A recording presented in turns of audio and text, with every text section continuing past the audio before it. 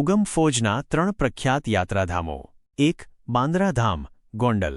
આધ્યાત્મિક જગતના એક મહાનાયક સંત ઉગારામ બાપાનું જન્મસ્થળ છે, જ્યાં તેમણે ભજન અને આત્મસાક્ષાત્કાર કરેલો, જે આજે પણ એના ભક્તોને અનુભૂતિ કરાવે છે। ગોંડલ જિલ્લામાં આવેલું આ પણ ઉગમ ફોજ સાથે સંકળાયેલું એક મહત્વનું ધામ છે। અહીં પણ નિયમિત ભક્તિ અને સત્સંગ કાર્યક્રમો યોજાય છે, જે અનુયાયીઓને આધ્યાત્મિક શાંતિ પ્રદાન કરે છે। 2. ભેડા પીપળિયા ધામ, જૂનાગઢ। આ પણ ઉગમ ફોજના સત્સંગ અને આધ્યાત્મિક પ્રવૃત્તિઓનું એક મુખ્ય કેન્દ્ર છે।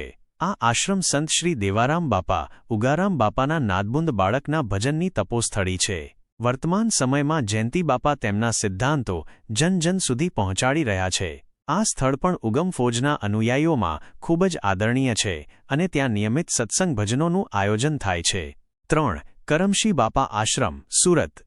સુરતમાં આવેલો કરમશી બાપા આશ્રમ પણ ઉગમ ફોજના અનુયાયીઓ માટે એક મહત્વનું સ્થળ છે, જ્યાં આધ્યાત્મિક પ્રવૃત્તિઓ અને સત્સંગનું આયોજન થાય છે। આ આશ્રમ ઉગારામ દાદાના વચનસિદ્ધ શિષ્ય કરમશી બાપાની તપોસ્થળી છે।